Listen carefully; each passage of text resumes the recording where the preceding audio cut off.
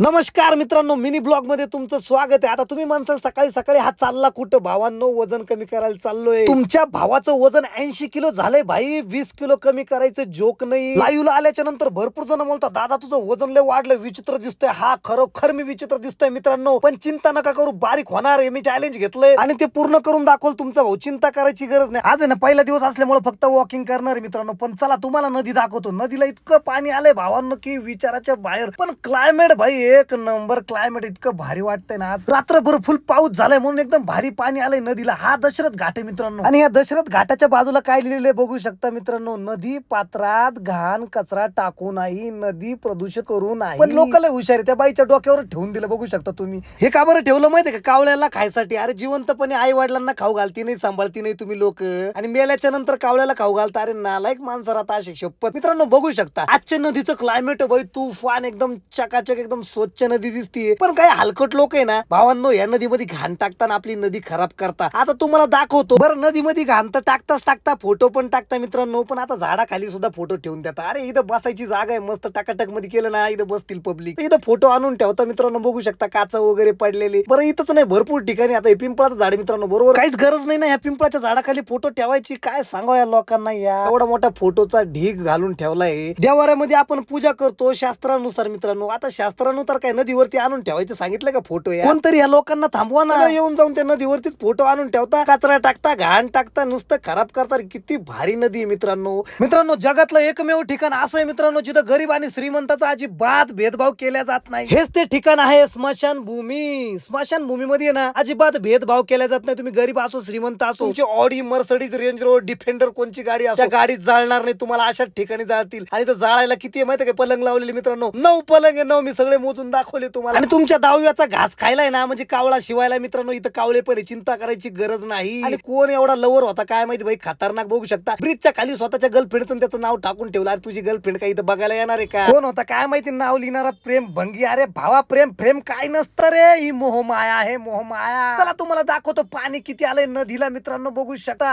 मारुती रायाचं जर दर्शन घ्यायचं असेल तर लांबूनच घ्या ना, तर वाहून जाल मित्रांनो, कारण की इथं वाचवायला कोणी नाही. सकाळी सकाळी कोणीच भेटणार नाही, डायरेक्ट वाहून जाईल. आता मी लांबूनच दर्शन घेतो, नाही तर व्हायचं माझ्यासोबत गेम. त्याच्यामुळे तुमच्या भावने ना मारुतीचं दर्शन लांबूनच घेऊन टाकलं, जवळ जायची गरज नाही मित्रांनो. चाललोय घरच्या दिशेने, पोटा पाण्याचं बघावं लागलं. आता बुकिंग वगैरे मारावं लागतील मित्रांनो. एक तर तुम्ही इंस्टाग्रामवर तुम्ही पाहिल्यासारख्या बुकिंग देत नाही यार. बुक करायची असेल तर मेसेज करा ना भावांनो मला, लगेच गाडी घेऊन येतो ना तुमच्यासाठी. चिंता कशाला करतात? नाशिक महानगरपालिकेकडे ना अजिबात पैसा राहिला नाही मित्रांनो. एवढे खड्डे झाले की विचाराच्या बाहेर. यार कोण भरील खड्डे? आपण वर्गणी करायची का आता? कठीण काम आहे. चला भेटू आता नेक्स्ट ब्लॉग मध्ये. तोपर्यंत लाईक करा, फॉलो करा आणि शेअर करायला विसरू नका पब्लिक.